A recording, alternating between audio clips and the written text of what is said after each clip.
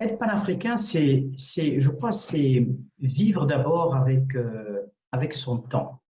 Euh, on connaît notre histoire, on a fait nos classiques et nos humanités. On sait qui est Mandela, qui est Nkrumah, qui est Cheikh Anta Diop, qui sont autant de personnalités qui peuvent nous inspirer. Mais je pense être panafricain, c'est avoir envie d'avenir sur le continent, de comprendre qu'on peut réussir sur notre continent avec nos propres ressources et que ce soit un espace dans lequel il fait bon vivre.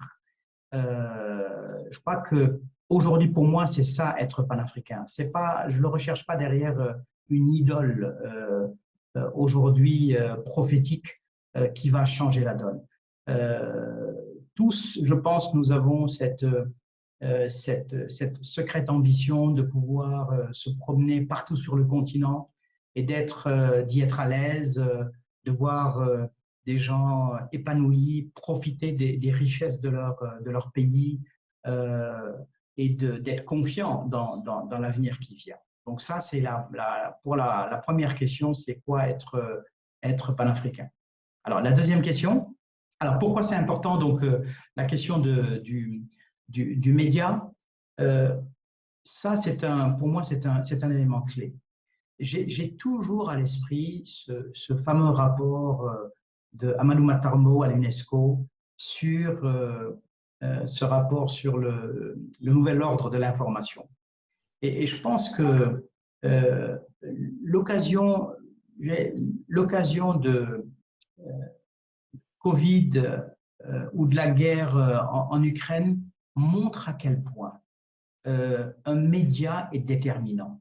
Et beaucoup de télévisions, j'ai l'impression qu'en réalité, c'est des filiales des ministères des Affaires étrangères des pays desquels ils relèvent. Donc, ça montre que plus que jamais, la question de l'influence est clé. Et pour nous autres qui sommes des décideurs, des entrepreneurs ou des politiques africains, je crois que c'est important que l'information que nous utilisons comme matière première de nos décisions, de notre réflexion, etc., soit nourrie, soit sourcée, soit authentifiée et vue par des Africaines et des Africains. Je crois que c'est extrêmement important. Ça évite des biais cognitifs, mais également des biais de perception qui peuvent être liés à l'histoire, qui peuvent être liés à des intérêts géopolitiques, etc.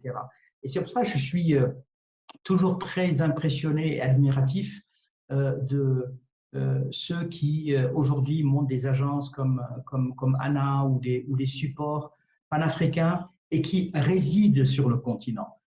Parce que ce n'est pas l'Afrique vue de Paris, Londres, Bruxelles, Washington, Atlanta, où on passe son temps dans l'avion, dans un Sheraton, dans un Hyatt Regency, mais en fait, on ne sait pas en fait ce qui se passe et c'est qui. Je crois que quand on vit dans un pays, quand on vit sur son continent et qu'on parle avec les vrais gens, du chauffeur de taxi au peintre, au chauffeur, au fonctionnaire, à l'ingénieur, au plombier, etc., on a une perception de la réalité que, je dirais, un coup de téléphone d'un correspondant d'une chaîne américaine, française ou belge ne pourra jamais tout à fait retranscrire. Et je crois que c'est ça, pour moi, l'importance aujourd'hui d'avoir des médias panafricains,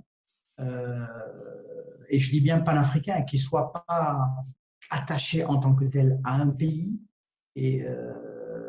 mais qui en même temps reflètent, je dirais, l'actualité d'un continent en mouvement. Et on a besoin de ça. On n'a pas de continent fort quand on n'a pas une information de qualité, parce que ce sont ces informations qui viennent nourrir les stratégies et les décisions que les décideurs prennent, que les entrepreneurs prennent tous les jours.